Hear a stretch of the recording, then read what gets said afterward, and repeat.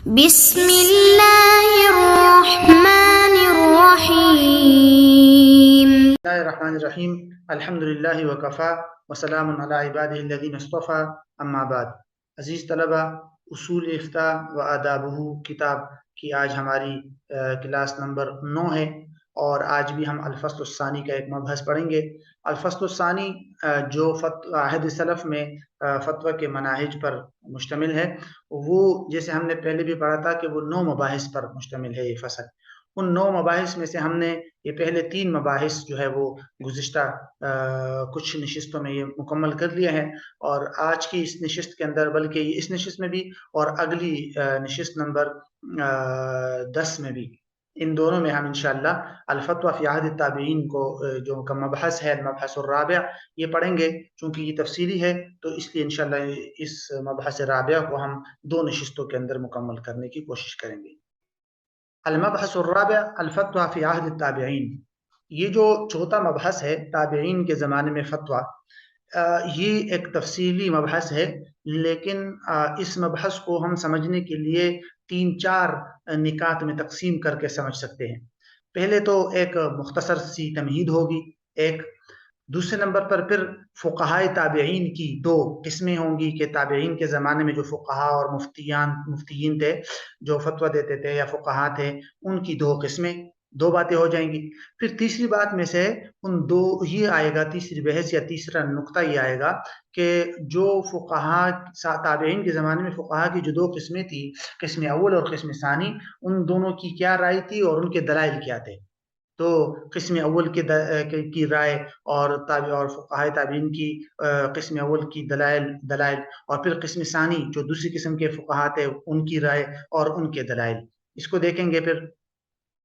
اور پھر آخر میں چوتھا نقطہ ہمارا ہوگا کہ عہد تابعین میں مشہور فقہا اور مختلف مقامات پر، مدینہ، مکہ، کوفہ وغیرہ میں جو مختلف مشہور فقہا ہیں، وہ کون کون سے ہیں۔ تو ان 4 مباحث، یہ 4 اس مبحث رابع میں 4 نکات ہوں گے، اور ان 4 نکات کو آپ نے سمجھنا ہے۔ تو سب سے پہلے نقطہ خلاصہ کے طور پر آپ نقطہ نمبر اول، نقطہ نمبر 2، یہ دونوں ہم پڑھ لیں گے، پھر اس کا ترجمہ کریں گے، اور اس کے بعد پھر تفصیل کے ساتھ آگے بڑھیں گے۔ پہلا نقطہ تو بطور تمہید، 1-2 چھوٹے سے نقطے ذہن میں رکھ لیجئے، ایک نقطہ بطور تمہید ذہن میں رکھ لیں۔ وہ یہ ہے کہ صحابہ کرام کے بعد فتویٰ اور مسائل کے حوالے سے تابعین کی طرف رجوع کیا جاتا تھا، کیونکہ تابعین ہی وہ تھے جنہوں نے بلا کسی واسطہ کے صحابہ کرام سے استفادہ کیا، ان سے علم حاصل کیا، تو اب معتبر لوگ صحابہ کے بعد وہی تھے، تو ان سے فتویٰ لینے کے سلسلے میں رجوع کیا جاتا تھا۔ اور یہ بات بھی ہے کہ صحابہ کے بعد، اور بلکہ صحابہ کے زمانے میں بھی اسلام کی فتوحات ہو گئی تھی اور بہت سارے شہروں میں اسلام پھیل گیا تھا، تو اس لیے جو تابعین تھے وہ بھی مختلف شہروں میں بس گئے تھے، تو اور مختلف علاقوں میں وہ صحابہ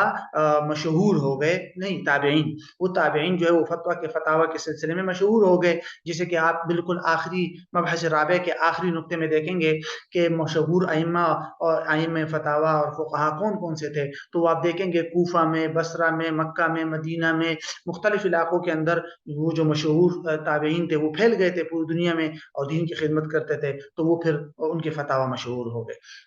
بہرحال یہ تو ایک تمہیدی سا نقطہ ہے۔ دوسری بات یا دوسرا نقطہ کہ تابعین کے جو فقہا ہے یا فقہائے تابعین ہے، ان کو علماء نے 2 قسموں میں تقسیم کیا ہے، کہ وہ 2 قسم کے تھے تابعین، یا جو ہمارے جو فقہائے تابعین ہے وہ 2 قسموں پر مشتمل ہے، وہ 2 قسم کے لوگ تھے۔ پہلی قسم ان تابعین کی تھی کہ جن کا زیادہ تر مشغلہ حدیث پاک کو روایت کرنا، اخذ حدیث اور آگے روایت حدیث تھا، ان کا زیادہ تر مشغلہ یہی تھا، حدیث کی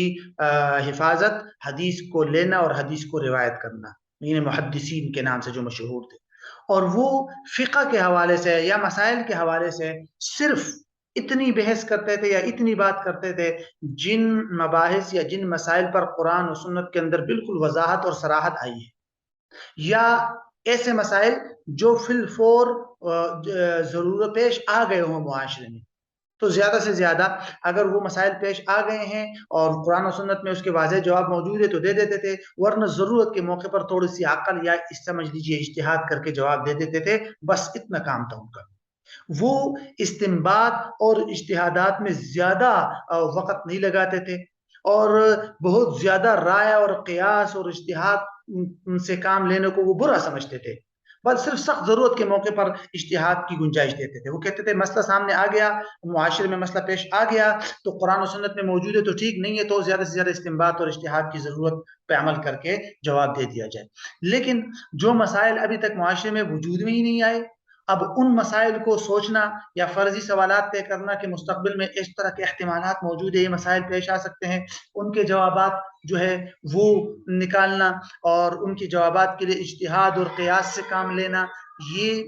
وہ نہیں کرتے تھے اور وہ اس کو برا سمجھتے تھے۔ تو وہ کہتے تھے کہ صرف اور صرف زیادہ سے زیادہ ان کا یعنی اصل کام یہی تھا کہ وہ حدیث میں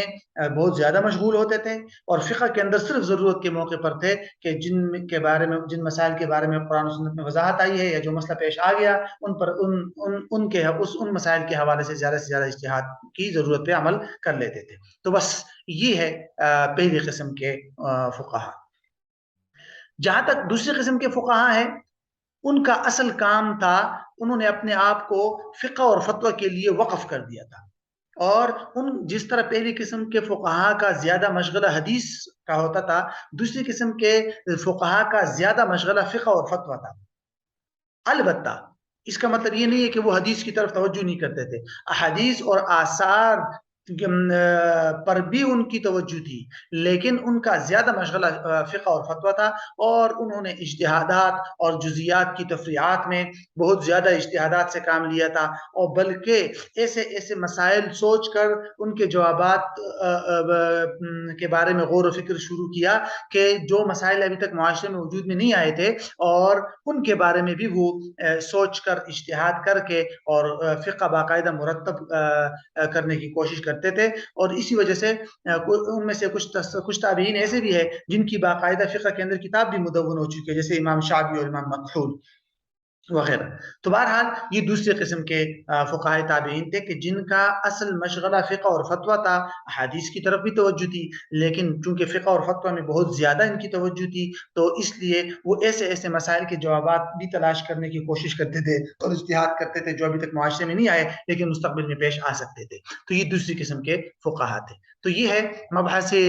رابع کے پہلے دو نکات، تمہید اور پھر فقہائے تابعین کی دو اقسام۔ باقی دو نکات انشاءاللہ آگے آ رہے ہیں، ان میں سے ہم پھر یہ جو پہلی قسم کے فقہا ہیں انہوں نے یہ رائے کیوں اختیار کی اور ان کے کیا دلائل تھے، اور دوسری قسم کے جو فقہا ہیں انہوں نے یہ رائے کیوں اختیار کی اور ان کے کیا دلائل ہیں۔ تو یہ تیسری بات ہوگی، اور آخر میں پھر تابعین کے ائمہ فتاوی جو مشہور تھے اس زمانے میں وہ دو باتیں انشاءاللہ ہم پھر بعد میں دیکھیں گے۔ پہلے ہم اس کا ترجمہ دیکھ لیتے ہیں۔ فرماتے ہیں كان المرجع في الفتاوى بعد الصحابة إلى كبار التابعين، وكانوا منتشرين في البلاد التي عمرها المسلمون في فتوحاتهم، وقد عد العلامة ابن القيم في أوائل إعلام الموقعين عددا عديدا منهم، كما أن كثيرا من الحفاظ ألفوا في طبقاتهم أجزاء ومجلدات۔ فرماتے صحابہ کے بعد جو فتویٰ کے سلسلے میں مرجع تھے وہ کبار تابعین تھے، اور وہ ان تمام مختلف شہروں میں منتشر و پھیلے ہوئے تھے جن کو مسلمانوں نے فتح کر کے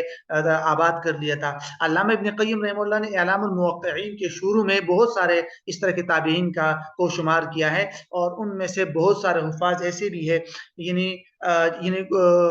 کچھ علماء نے اور حفاظ نے کہتے ہیں کہ ان کے طبقات پر کتابیں بھی لکھی ہے، یعنی جو مختصر اجزاء کی شکل میں ہے، کئی جلدوں میں بھی ہے، تو بہت سے علماء نے ان کے طبقات کے بارے میں مختلف کتابیں بھی تحریر کی ہیں۔ فرماتے ہیں فقہائے تابعین جو ہے وہ دو قسموں پر مشتمل ہے۔ القسم الأول من كان معظم اشتغاله برواية الحديث ولا يتكلم في الفقه إلا بما كان صريحا في الكتاب والسنة۔ پہلی قسم کے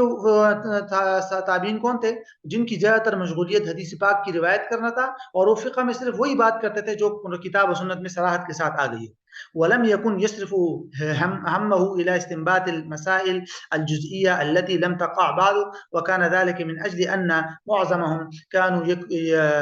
يكرهون الخوض في الرأي والقياس۔